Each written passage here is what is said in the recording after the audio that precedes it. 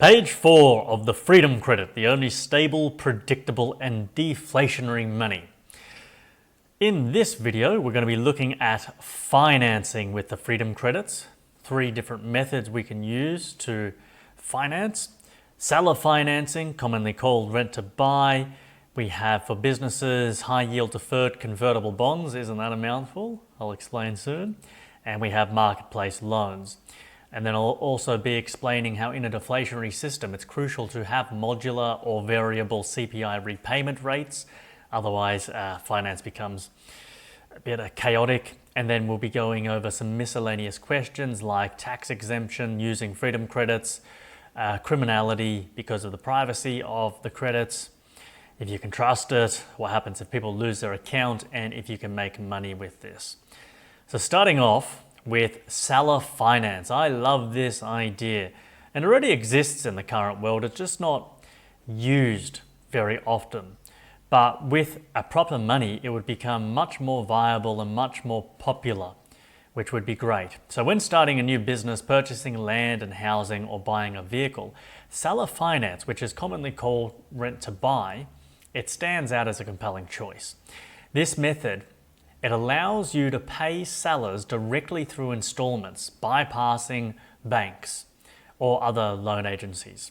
So a conveyancer can assist with a legal contract and is normally preferred but isn't required. And it can be called vendor, merchant, or owner financing. So essentially the seller is financing the buyer. If you've never heard of this, you're like, what? How does that work? And allows them to pay the property or asset over time.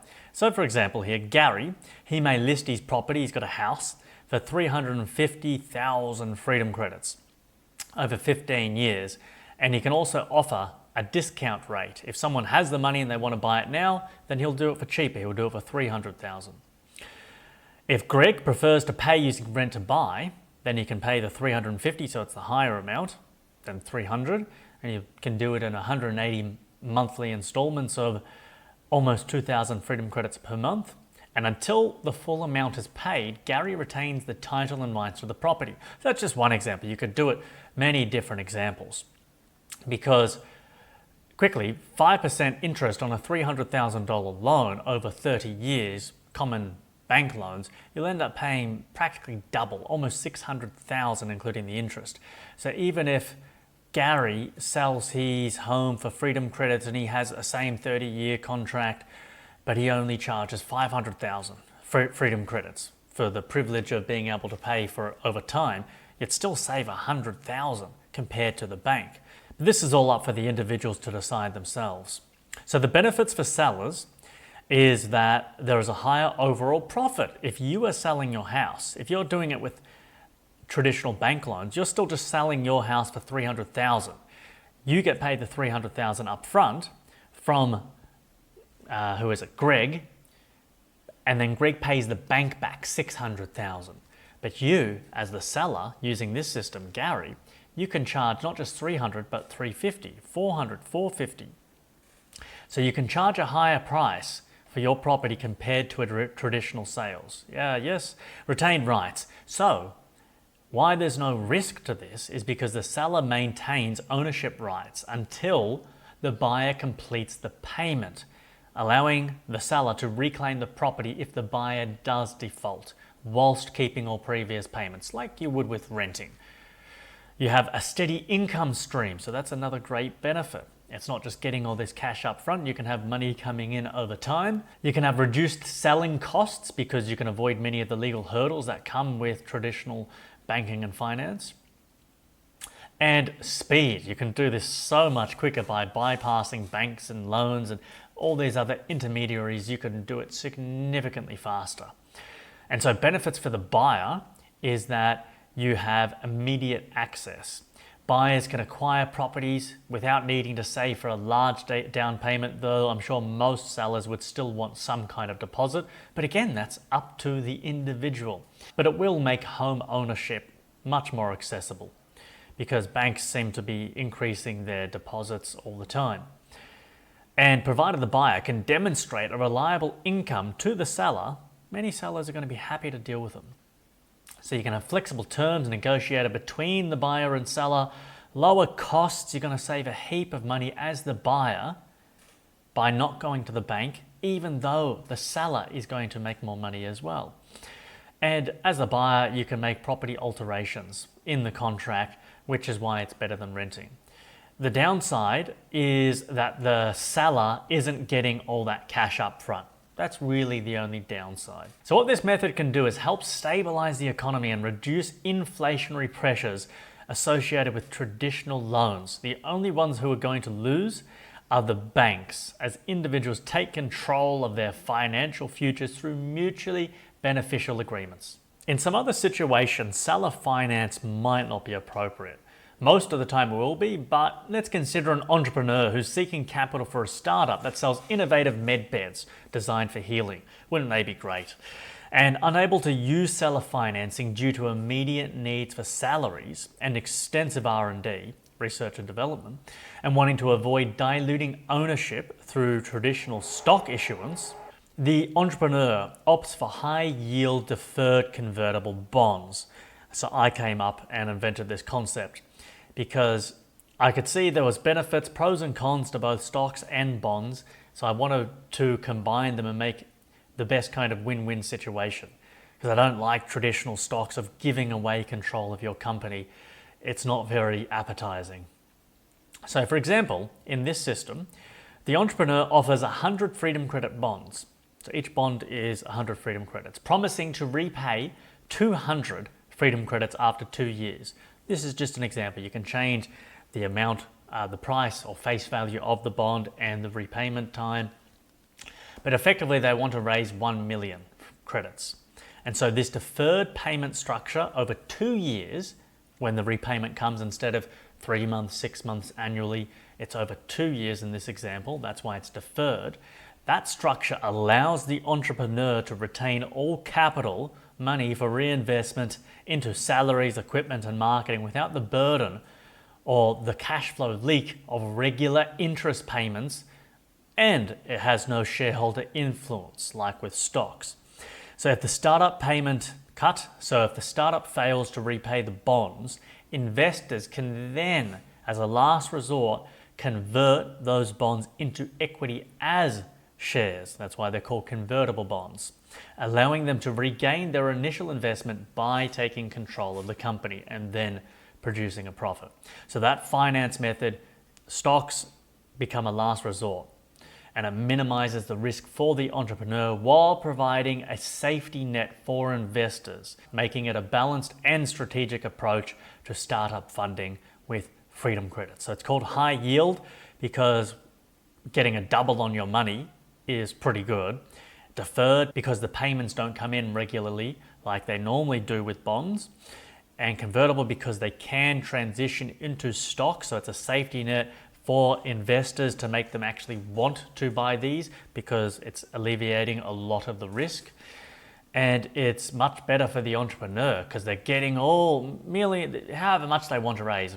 10 million, 100 million, a billion, how much are people willing to put into their business, provided they have a good business model. Investors with heaps of cash flow who want to make a return by not really doing anything, just putting money down, make 100% back in 2 years or 1 year or 3 years, whatever the term actually ends up being.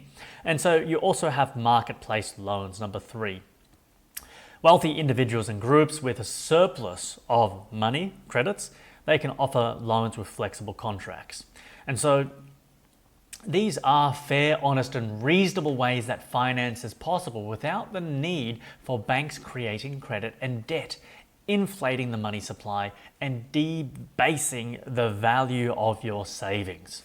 Because new money can't be created on demand by anyone with Freedom Credits, like it is today with the banks, the capital available for standard loans, it's going to decrease.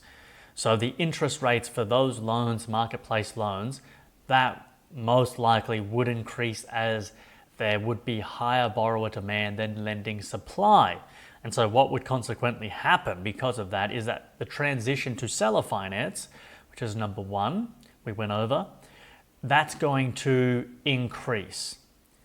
The prices of homes would then likely stabilize, then fall because there isn't all this new cash being constantly pumped and dumped into the system, which will make it so much easier for young people to enter the housing market whilst having minimal impact on current homeowners. Because as the value of their homes drop, so does the price of everything else. So it doesn't really matter. It just makes it better for new people coming into the market to buy homes. And this is because in today's system, most new money is made via home loans. That's where most of the money expansion comes from, is when people go to the banks and say, hey, I want a loan. The bank creates new money, boom. The world's total money supply just went from 10 trillion to 10,300,000,000. And then someone else takes a loan out for $1 million for a new house, and then it went to 10 trillion, 1,300,000. Boom, that's how the money supply keeps on getting bigger and bigger and bigger, and it's a big part due to the way the current monetary system works and homes, because that's one of the most expensive things for people to buy, and people are doing it all the time. More newly made money in circulation means higher prices. Using the Freedom Credit, the system becomes fairer and more profitable for everyone, except the banks. They will lose. That is a guarantee. They are going to lose out from this, but everyone who's not a bank will profit from cheaper homes, cheaper everything, and they will be able to purchase and acquire more things for less nominal units. So moving next onto modular variable CPI repayment rates. Well, what is this? This sounds like fun. In a deflationary environment with a capped currency, variable interest rates are crucial as they allow loan repayments to adjust with changes in the consumer price index, which is basically just an amalgamation of the price of milk, price of homes, the average salary, a whole bunch of different things to put into a index to see how things are varying in price. So when there's lots of inflation, the price of milk, the price of a coffee, a meal out, the price of a home, the average wage, all these things are going to go up. Well, the wages may go down, but the prices of things are going up. So there might be a 2%, 3, 4, 5, 6% increase depending on the country and in what's going on. And you want that to be able to track the changes. And normally it goes up, but in a deflationary environment, the CPI is going to go down or track that, oh, milk has gone down. The price of a coffee, lunch out, dinner out has gone down. So it's very important you want this. And this approach enhances affordability for borrowers. It lowers the default risk, encourages investment, promotes fairness, and supports overall financial stability for the whole economy. As prices and salaries decline, because the prices of everything will drop because of efficionomics and competition and a capped currency which appreciates, prices of everything will go down, and then salaries will go down as well, which is okay that your salary will go down because your purchasing power will increase. A variable interest rate enables borrowers to repay loans in line with the falling prices, and that prevents them from repaying a debt that retains its nominal value but has a higher real value. And so nominal value is just the numerical designation, and real value is how much that nominal amount can actually buy. Simple terms, 5,000 pesos is the nominal amount, same as $5, say Australian, US dollars. They're very different nominal values, 5,000 to 5, but they both share the same real value, as in they can both buy a cup of coffee. So that's the real value. How much can that numerical amount or nominal amount actually be exchanged for in the economy for goods and services, and what's their nominal amount? For instance, if you earn 1,000 freedom credits per week and you owe 500 per week, you're paying off a 100,000 credit loan, let's say for a small home, but then your salary over time drops to only 500 per week, so it halves. That would make your repayment impossible because you still need to live and buy petrol and food, etc., despite you having increased purchasing power. So what you do here is you link the loan terms to a local CPI, and so repayments could adjust to 250 credits per week instead of 500. So what that means is, if that were to happen, that 250 credits per week is the same value as 500, just like 5 Australian dollars is the same as 5,000 Argentinian pesos. So the real world value stays the same, but the nominal value is changing. It's going to decrease. So the seller who is receiving this loan, let's say I'll give you an example. Say you used seller financing to buy a home from someone. And so the seller is still getting the same real world value, even though you pay them not 500 per week anymore, but 250, because that 250 credits can still buy the exact same thing as what 500 freedom credits could. The nominal value is different. It has decreased. It's less in this particular case, it's half, but the real purchasing power is the same. And that's showing that it's deflationary, that you need less nominal amounts, less units, less money to buy the same amount of things. If today it costs 5 freedom credits to buy a cup of coffee, and then because of efficionomics and competition, in 6 months it only costs 4, and then in another 6 months 3 freedom credits, well, you can get more things. Now, if it goes to 250, now you can buy 2 coffees for the same amount. So if you get 100,000 freedom credit loan, but your salary drops as well, well, then the nominal amount needs to vary. It needs to be modular in alignment with a CPI that's keeping track of the changing prices, the decreasing and deflating prices. And so that is going to ensure fairness for both parties. Well, especially for the borrower, really.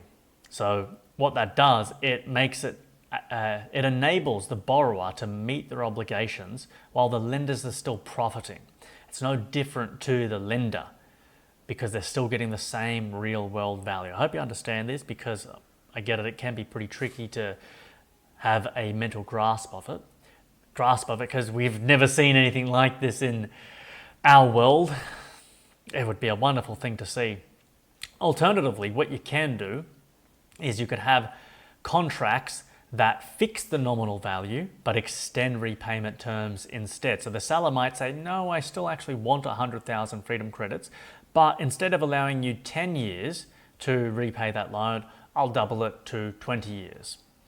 So there's many ways you could do that. Ultimately, the aim is to let a free market determine fair terms, including how that CPI could work, the determination of that, and it's all through voluntary contracts.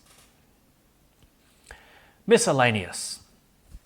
How will we be tax exempt or accepted when using freedom credits? So in the legal terms and conditions, it's going to state that you can and will only use the freedom credit in your private capacity as a man or woman. And so governments, they only have jurisdiction over legal persons in regards to taxation obligations. There's a lot of very tricky legal technicality that comes in there, and so that will make it very hard for them to intervene. And also, because the freedom credit isn't classified as legal tender because it's not issued or manufactured by a central bank or a government. It's a private currency that's not considered legal tender, because normally it's only legal tender that can be paid for debts to the government, a debt to the government. And that's what's so good, it's private. If the government doesn't know what you're making, and you don't need to tell them, it's your private information. Your financial privacy is a human right. It's up to you who you disclose that to. And what other people don't know about you, they can't control. So the freedom credit is private, but what about the problem of criminals using this and getting away with crimes? So they could do all sorts of nasty things, exchanging money and buying things, and slave trade markets, something like that. And so the answer is you can't rightfully sacrifice the honest, moral, and rational people to the dishonest, immoral, and irrational. If someone uses the freedom credit to commit crimes, and of course there would be, people commit crimes all the time using all sorts of money, then they must be dealt with by methods that don't violate everyone's right to financial privacy. 2 wrongs don't make a right. You cannot morally commit a crime to prevent a crime. It's irrational to sacrifice all good people's right to privacy because a few people will do the wrong thing. That is not justice, that is an injustice. If people are committing crimes using the Freedom Credit, then you need to have objective methods of dealing with that. Proper detectives and investigations that don't rely upon breaching everyone's bank account privacy. I actually wouldn't call it bank account, their account privacy.